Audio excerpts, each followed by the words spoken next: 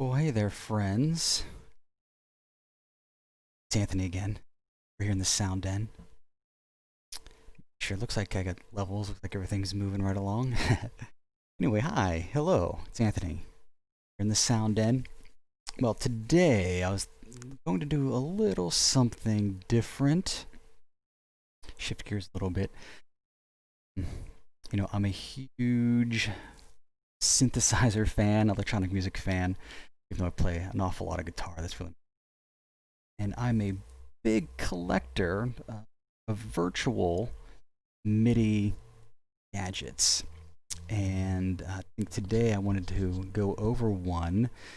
I know a lot of people, a couple of forums, been checking this thing out. It's called the Toy Box piano roll from the company called Toy Box. It's for Native Instruments Reaktor, which is kind of here.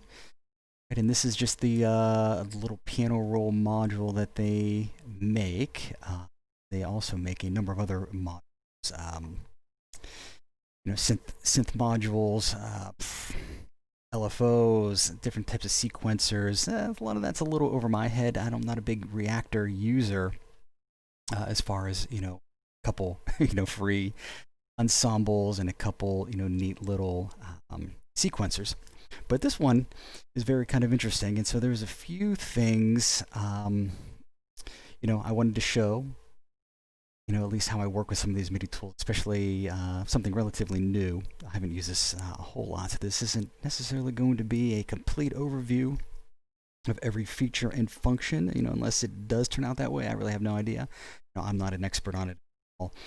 But really what I wanted to show was once you can get some MIDI data into this piano roll, there's some really neat ways here to go about manipulating, that data. And the one thing that kind of struck me from some of their first videos was showing how they were getting some MIDI data in here. They were just kind of clicking around randomly here in the piano roll, just adding notes, but, knowing that you can route MIDI in to Reaktor. Sorry, the cat's going crazy over here. You can route MIDI into Reaktor. And there's a big record button here. I just assumed that I could take some data elsewhere in this Ableton Live project and then get it into this piano roll and then see what I hear. It turns out that was the case. In this instance, kind of the data that I captured, you can see real simple, maybe one measure, just maybe 5 or 6 notes. We're at slow tempo here, 56. What I was able to do was take Riffer, right, which is another, I guess, it just kind of, spits out riffs, randomly. Obviously, there's a ton of control here to kind of get it dialed in. Want it, a lot of there. But the fun thing is you're just kind of hitting the dice and letting it kind of get something kind of close. And then just kind of going from there. So I was able to dump some of that data into this piano roll. And I think on pattern 1, I think that's where I'm here. I don't think at the moment there isn't anything going on. You can see these 2 LFOs I have down here that are not hooked up to anything. But just as it is, let's just kind of take a listen to this track that I just had. Not finished. It's not anything. It's just kind of something. And so you can just kind of hear the piano part that I used bent Riffer to my will, I suppose, right? Get this to something pretty simple like this. So I'll hit play here.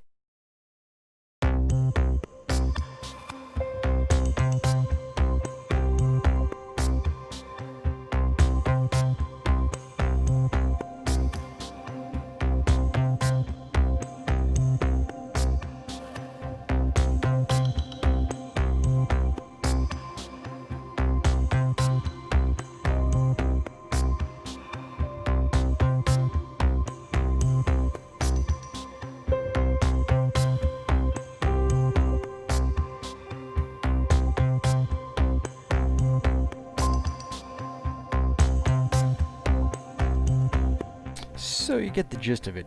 What I was doing here, I don't see these little things that are popping up on the screen. They got a lot of tips. That's just how to edit the velocity, of each of these notes. I was just tweaking it a little bit. Some of these went real soft. That's it. Really nothing too exciting, right? Not at all. But I wanted, something pretty basic to start out with. I wasn't really looking for anything, out of left field here. So I wanted something relatively melodic, and just maybe see what we can do as far as just changing the sequence, over time. I think I did another pattern here, number 2. Looks a little like this. I guess I'll hit play on this. I think this was another riffer thing. I can't remember at this point. Let me just hit play here. See what this one sounds like.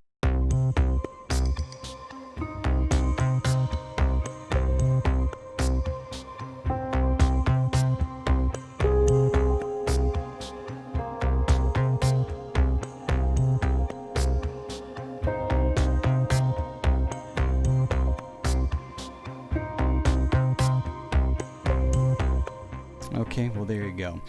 Well, as you can see so far, nothing very unusual, nothing I couldn't have done in any piano roll, right? Not even right here in the Ableton Live. But what's interesting is when you get into some of all this Control 1 tab and Control 2 tab, there's a lot of little neat things here. Snapping to the grid, snapping pitch to the grid. These guys right here, this length quantize and this pitch or this post quantize, again, could I tell you 100% what they do? Not really. I think toy box people. But what I found out was that without some of these kind of locked to scale, your things with time and pitch, right? Let's see here. Go to pattern 2 here. So you can literally, as you can see as I'm moving this time, you see how this one is snapping, right, to quantized grid of 2 16th notes, and that's because I think I had one of these selected. See, real-time quantized features of the start position and notes and the note length. One of these, if I get rid of it, if I do the time, no, see, that's still kind of locked into a grid. It's not. There you go. So you notice how this one is much more fluid. It doesn't lock to anything, right? So, so you can actually set some modulation sources, kind of like these LFOs externally. There's a modulation A and B, and you can affect all of these. So obviously, this moves time of the notes forward and backwards, not to any time grid, right? So it kind of gets way out there, maybe not for a song like this that has a bit of a beat, kind of a steady kind of bass line. You can see what happens when you start messing with it off the grid here.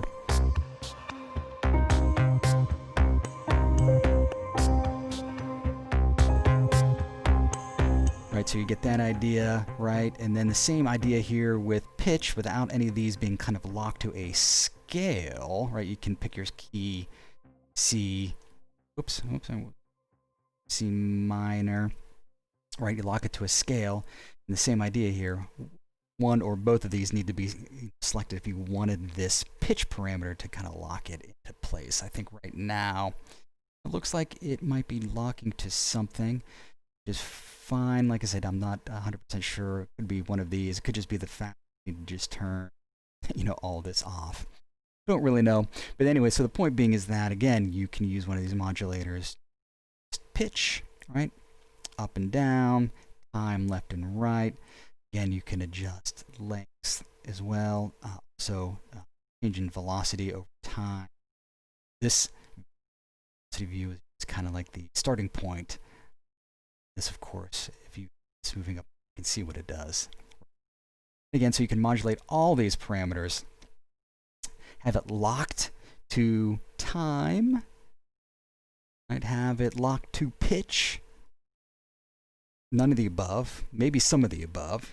Not 100% sure of all that, right? But the idea here, it's mighty flexible, very easy to set up, and kind of pretty interesting, easy to get pretty interesting results. especially in a kind of simple scenario like this. And so we have other, double click, I think, right, goes back to 0. I think you have other things here. This stretch command, right, expands the position of notes in time. Well, looks pretty cool. And that's kind of a fun one, right? Then you have expand, which looks like it just kind of changes the gap of pitches a little wider. I think at some point it kind of looks like notes kind of are staying.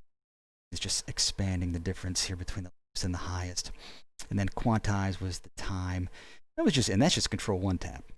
So control 2 tab have this time jitter, which randomizes the position of the notes. Let me see this up. Look at that. They kind of shimmy and shake.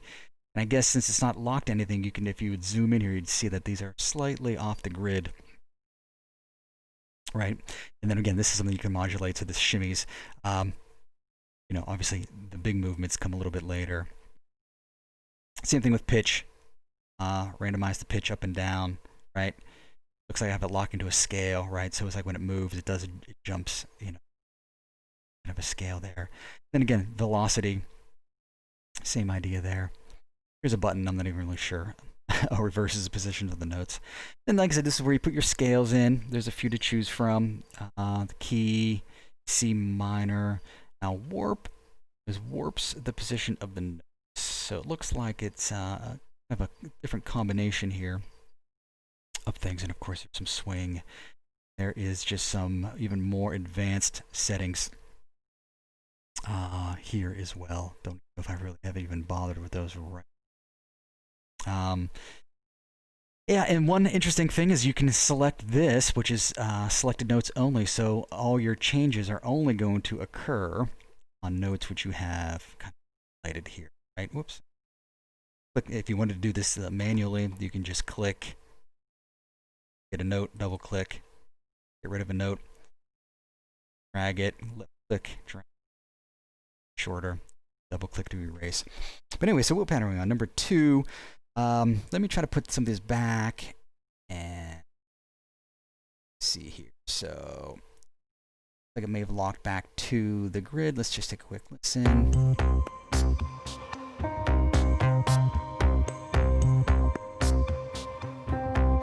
Yeah, it looks like it's, you know, at least close enough. So on this particular one, I did, if you can maybe see this faint blue line in the background, you can draw some automation here. So automation A. Right, automation lane B, which is not. This is kind of this internal thing that you eventually come to, if you wanted to internally get patched to modulation input.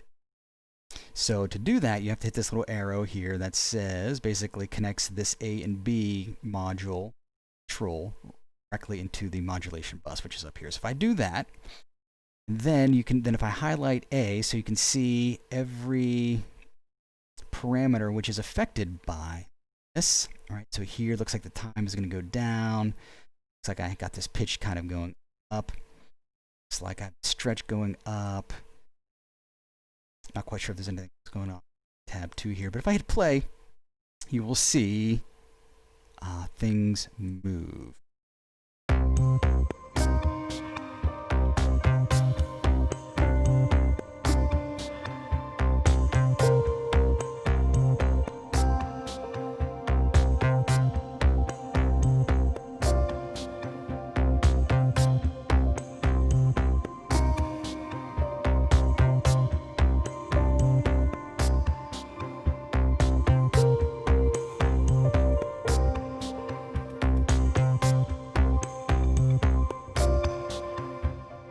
Right, see, so you kind of get the gist there, right? How you can just kind of make these ever-evolving kind of landscapes of sound, you know, melody here. Now, the only downside I saw to some of this internal routing of A and B was it's very cyclical, right? It repeats exactly the same. As far as I'm aware, I don't know if there's a way to change the kind of the time or the rate that this modulation occurs, right? So if you noticed, every time it kind of got to this point, you can't see me pointing at the screen, right? But every time that it got to kind of this point, right? The same events moved, right? Like it shifted in time, shifted in pitch, it stretched. It all seemed to stretch at the same amount every time it kind of got here. While it was slightly different from the original, it in essence was repeatable, right? And so kind of defeats some of the purpose of kind of being able to modulate the and have these change over the course of time. I'm sorry, I'm just changing the headset, I guess. I don't know. Okay, so what you can do instead, all right, so I'm going to change on, I'm going to disconnect the internal controls. Then I just have loaded here just two basic LFOs, both triangle fashion bipolar, so that means they're going to go up and down. And let me patch these in, if I'm not mistaken. No, I think it just took the output of this. I think so. I'm going to take the output, patch this into modulation A. Oh, you can actually see it already moving. I'm going to take the output here and move this one to modulation B. And if I highlight the B here, you're going to see that I have both of these two LFOs controlling different things.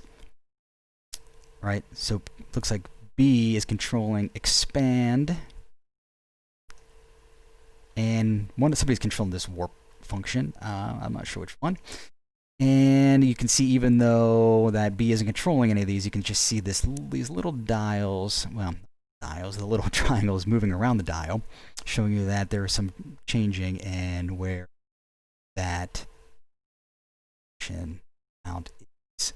So you can see this little slider shows us the amount of modulation. This one's going down, back, so you can kind of see what's happening there. So now, as you can see here, and they're going kind of fast, right? But you can definitely see where this isn't really, it's free.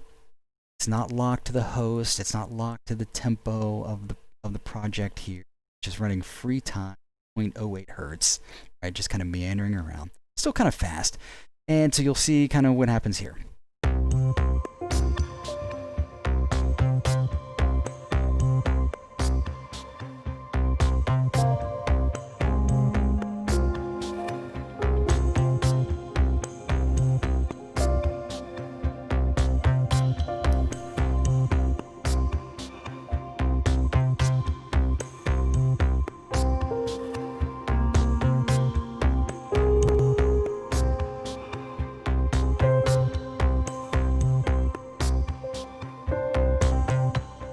Right. Is it musical? Maybe not just yet. I haven't really, fine-tuned any of this, but you kind of get the idea, right? It's a lot of fun. I think if you kind of, sometimes you kind of hit on the happy accident here as far as depth here and speed. Maybe if you only had one going as opposed to, those, right? If we go back to, pattern one, same thing. Right? So pattern one, even though it's different notes, are still affecting this one. As you can see, this one's scrolling up higher and higher. So let's just take a listen. One turns out.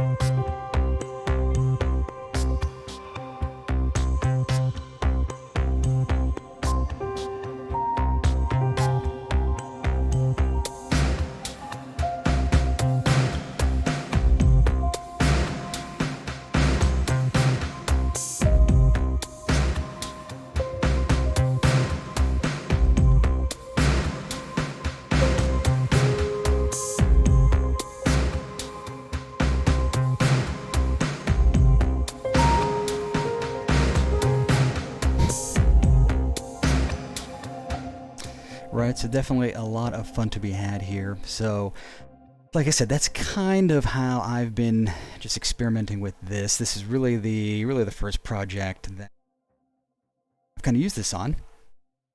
And like I said, it's just been kind of having some fun here. Out of curiosity, probably people may be asking how about this information in here through Riffer. So why don't I try? And so let me just stop all this modulation.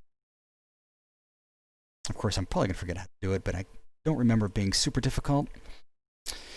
I don't really think I needed to do anything here.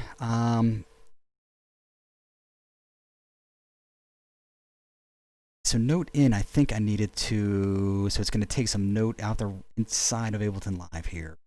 This MIDI from, right? You can see where I have MIDI from Riffer, right? It's turned off at the moment. But so the MIDI is going to come from this Riffer channel, processed by Riffer, spit it out into Reaktor. Then it's going to come in through here. It's going to come to this note in module. And so we're going to need to patch in the pitches, right? To pitch, I believe, right? Let's see if this works. Then gate, same idea. Gate. That's length, like, or note off, and I don't remember if I did anything with velocity, because I see about that. So let's do that. Let's go into Riffer. Let's turn and now pad.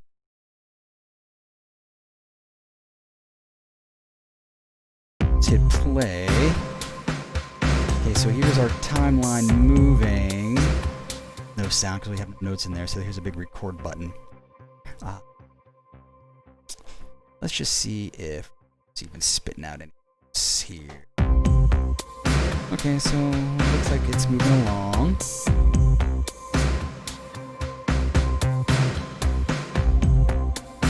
Okay, let's go see if we can't. Well, just for fun, I'm just gonna hit what it's gonna be.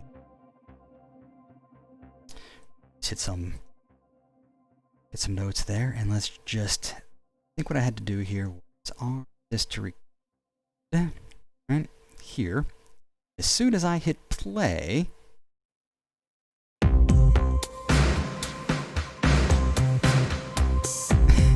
so no, it's not coming in. So I'm wondering what I'm seeing here. Pretty straight. Guess he might have to do. Let me try this. Let me turn this monitor on.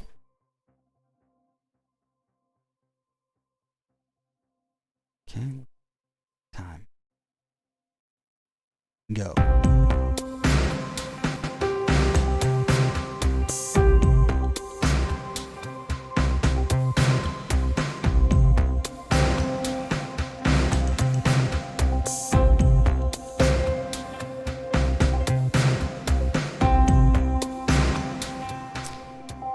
Well, that's pretty interesting. So we got some notes there, though it sounded a little bit glitchy. Don't quite recall that, but you know, so that's if we looks like we got some notes into this.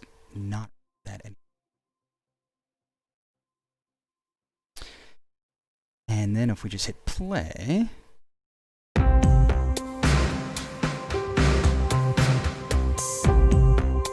there we go. Spit out, and again, you know, you just come in here, left click, kind of adjust the velocities of these notes.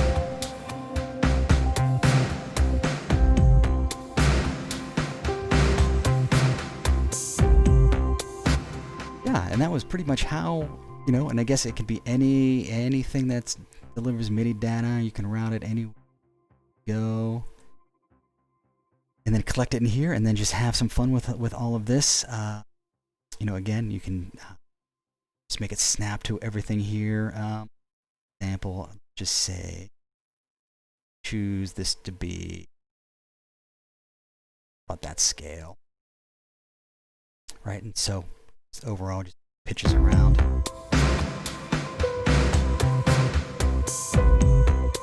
And like I said, you can just, you know, physically move these in time as well. Again, it's going to lock because I have it quantized to 16th here. Have kind of the pitch quantized.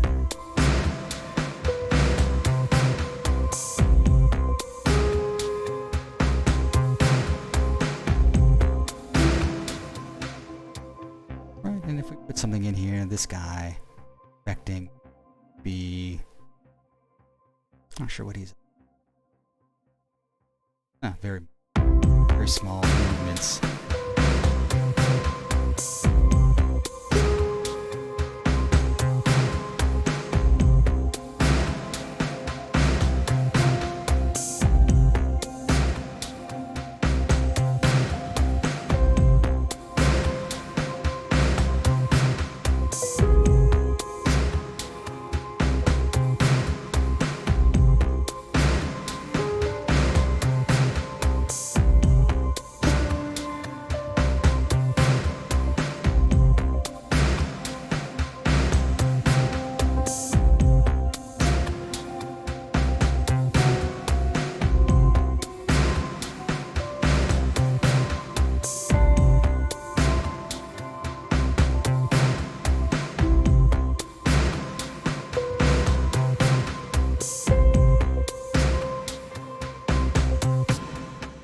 Well, no, and there you go. That's basically, how to use this toy box piano roll inside Reaktor. Like I said, it wasn't going to be a be-all, end-all about how to, all the knobs and buttons and everything that it does. I'm still trying to figure out my way around it, but this is just kind of how I use a lot of this stuff. Just this is definitely a kind of happy accident generator. Sure, lots of fun. So you can definitely see if you unlink a lot of this stuff to snapping, you can get some really cool evolving things, kind of time grid, thing like that. So lots of fun. Anyway, take care, everyone. Talk to you soon. Bye-bye.